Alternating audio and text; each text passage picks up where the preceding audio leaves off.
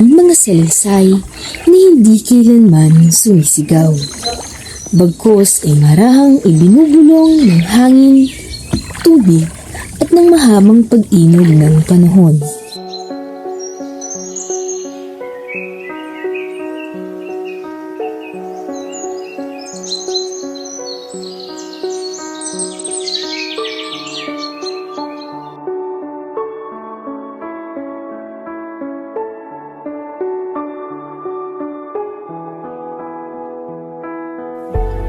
Sa bawat pagkaplos ng alon sa lawa ng Lanao, may buhay na tahimik na nakikisabay sa agos.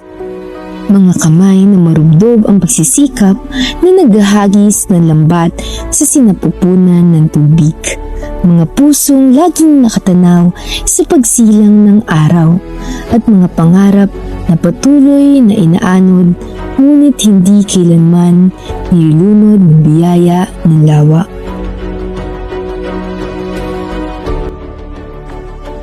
Mga taong hinubog ng kasaysayan at pananampalatayang Islam ay may ugnayang malalim sa may kapal.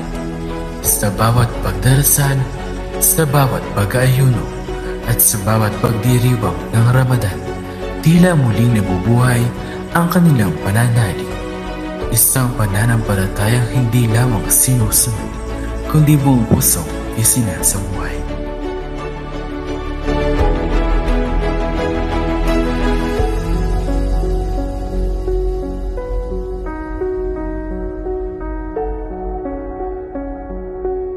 Ipinagpapalit ng mga Maranao ang mga halaman, prutas, gulay, palay at isda sa iba pang mga produkto na kailangan nila sa pang-araw-araw na pamumuhay.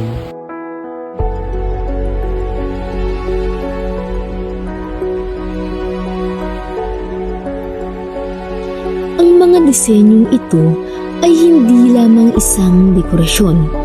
Bawat kurba ng ukir at bawat haligi ng turogan ay naglalaman ng mga kwento ng katatagan, pagkakaisa at marangyang pamumuhay na nagpasalin-saling lahi mula pa sa ating mga ninuno.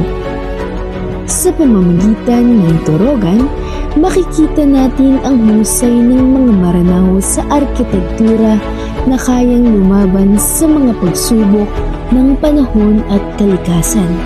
Habang sa bawat ukit ng mga ukir, masisilayan ang kanilang malalim na koneksyon sa kalikasan, pananampalataya at sining.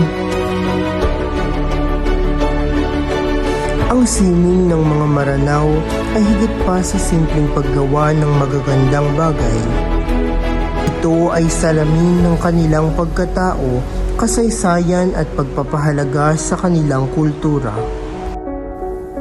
Ang kasal ng Maranao ay isa sa pinakamahalagang pagdiriwang sa kanilang kultura.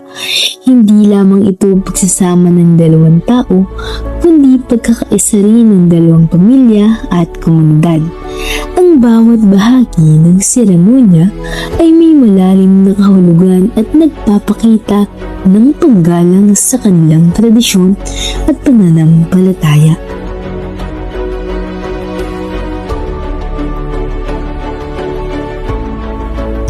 Sa kabila ng pagsubok, digmaan at modernisasyon, nanatiling matatag ang mga tao ng lawa. Ang kanilang kultura ay hindi lamang pamana ng kahapon. Ito ay buhay na patunay ng kanilang tapang, pananampalataya at pagkakaisa ngayon at sa mga susunod pang henerasyon. Ito ay pag-unawa sa kanilang kwento, paggalang sa kanilang identidad at pagpapahalaga sa kanilang ambag sa makulay na sining ng bansang Pilipinas.